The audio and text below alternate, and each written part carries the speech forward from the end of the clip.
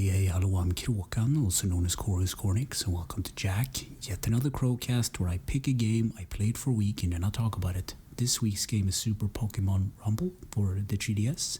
It was released in 2011. It's an action beat 'em up, developed by Umbrella and published by Nintendo. And also there will be spoilers about it, just so you know. But first, a little backstory. So 2 weeks ago, I took my 3DS to work to play Super Mario Sticker Stars, and one of my colleagues saw that I was playing this console, and he realized, or he told me, that his daughter had a 3DS as well. She has long gone grown up, so she forgot she even had the system, and he said that he would bring any game if he basically find some in the closet or whatever.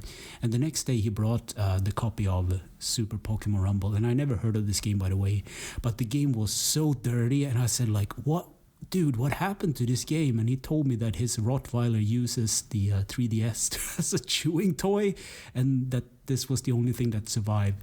So I took the game home and I cleaned it up with some rubbing alcohol, and magically the game started to work. And so as you start out the game, you're prompted to a cool cinematic intro where Pokemons are wind up. So the way I can explain this game, this is not about the traditional way that, Pokemon games are. You're basically playing with wind-up toys, and I have no idea why.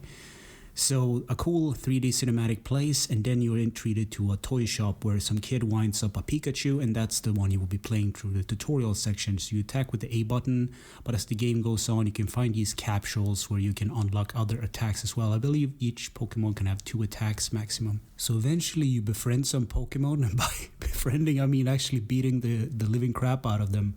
So the first Pokemon I befriended was Oswald, and this is also a thing with the Pokemon games. I have played Generation 1 and 2 and Pokemon Pearl, so I believe Pokemon Pearl is Gen 5. But beyond that, I played a bit of Pokemon Go as well when it was trendy and new, but I don't even know half of these Pokemon, man. So by pressing the X button, you can actually go into a menu where you can see HP, Pokemon type, and attacks and so on. And this becomes important later on because just like any other Pokemon game, you have advantage with certain types of Pokemon. For instance, fire has advantage over grass Pokemon, and water beats fire, and so on. So I did some more battling, and I got a Tepig and a Shivy. So yet again, I don't know these Pokemon, and as I said before, I was more into the other type of Pokemon games. So you can rack up combos by hitting Pokemon multiple times. And I also befriended Victini, which is one of the characters or Pokemon that I played most with. So the further on you get into these battling system, the more Pokemon you get, and you obviously choose the stronger one and you go by type and so on. So time for the tutorial boss, Zekrom, and I don't think you can beat this guy no matter what. He crashes down the floor of glass and then you end up in another place. So this leads to Chapter 1, Battle Royale, where you're introduced to the town of Toy Town. And here we find out that there's like a tournament going on and there's some rivalry between you and another Pokemon gang, if that makes sense. You will also be introduced to the other mechanics, which is this checkboard, information, 2 players, and so on. I think also the capsules are introduced in this town where you can buy sort of these attacks for your Pokemon.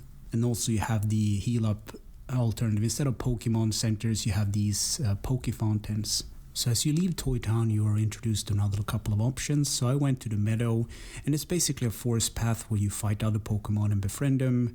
And the boss here is a huge pig called Pignet, and you avoid his attack and avoid his minions. So this is just a huge version of the smaller Pignets of this level, and you beat him and you earn a couple of Pokecoins that you can buy more capsule attacks with. And that's more or less the game. I don't think this game got a lot of praise from Pokemon fans. It kind of deviates from the formula. It had games for the Wii U and the Wii, I believe, but the fact that I didn't even know that this game existed says something about the marketing and the popularity of it. So between these battle sections, you can return to Toy Town and heal up your Pokemon just like you would if, visit a Pokemon Center. So I went to the meadow again and retried the thing, and I did this just because I was curious if you get experience and stuff. So the next area I went to was the forest. I caught a Embolga and a Pedova. And the boss here is a huge Servine, and this just rinse and repeat from the pig battle from before. It's not that huge variety of the gameplay, it's just more or less the same. So time for the first Battle Royale. You can think of these as Pokemon gyms, so to speak. So they're different from normal battles because they have different rule sets. That's basically it. So I beat that my first try. It wasn't even a challenge. Then I went on to another area where they had called, I think it was Sea Breeze Trail, and then there was a meadow section with a boss where you fought a giant herdiver. I don't even know these Pokemon, as I said before. Then there was a beach section where you fought a boss called Devoth. I can't even read my own handwriting. And then when it was time for Battle Royale 2. And this formula just repeat over and over again. And once you beat an area, you get like... you will encounter a Pokemon that has dug a hole, and if you beat it, you can go down the hole and you eventually go back to Toy Town itself, so you don't have to walk all the way back to heal up. The next section was a beach with what I caught a Tentacool, and the boss here is a Semipore. Then there was a cave section where I caught a Vulpix, and the boss here was a similar, I think it's like a similar thing. I believe the Simivore or Simipore or something like that. And then there were 3 battle royales in a row, no problems there. And the rules for this one were a bit different. You can only use grass Pokemon types, and I S-ranked it my first try. And then the next trial was just water Pokemon, A-ranked it. And then it was the same thing but with fire Pokemon, and I A-ranked that as well. So just the thing is, use the strongest Pokemon with the type advantage and you should be fine. That's the whole thing. So I went online and I checked like, does this game ever change? No, it's more or less the same. You just go through and battle Pokemon and go through battle royales, yada yada yada. And this is not even fun gameplay, so I can kind of understand why it didn't get so much praise. So gameplay, go with your wind-up Pokemon toys and beat other wind-up Pokemon toys in the battle royale sections, and that's about it. Control, the circle pad or the D-pad moves the Pokemon around. The A and B button attacks, the X button brings up the menu so you can see the Pokemon's health, stats and types, and start pauses the game.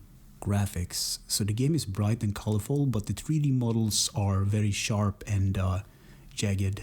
So I looked up the other versions, the Wii U version and the Wii version, and the models more or less looks the same in the gameplay as well. So I don't know how much effort they put into this game, but you know, sound and music. Miki Obata made the soundtrack for this game, and some of the tracks are very nice orchestral theme, and others are heavy techno tracks. So I feel a little bit lost when I went through the soundtrack this week, but it's not a bad soundtrack by any means.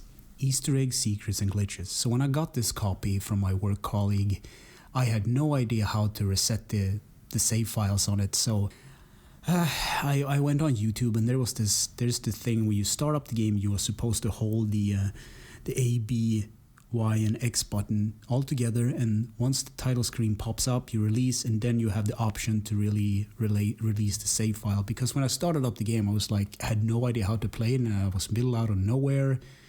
All these Pokemon that I didn't even know. I was like, how do I even begin from here? So there's like a trick to even restarting the game proper, I guess. So in conclusion, I wrote, no, play something else. There are a lot of better Pokemon games out there. So, I mean, this game is simple. It has a simple premise. It's very easy to pick up and grasp. Just, it's very simple. You learn like the type advantage. You pick the most powerful Pokemon. And that's how it goes. The gameplay is very repetitive and it doesn't change much. And it's like a one-trick pony. I took a look on IGN's review for it, and I can totally agree. It's like didn't have much going for it. And the point is also like this game didn't get a lot of good PR at all. I didn't even know it existed, yet alone like on 3 systems.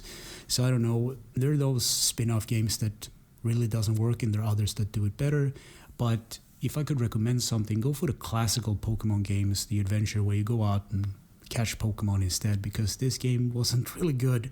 I mean, I got it for free, so I shouldn't complain, but I wouldn't recommend it for anyone to play it today, I guess. So anyway, thanks for listening and or watching, and take care.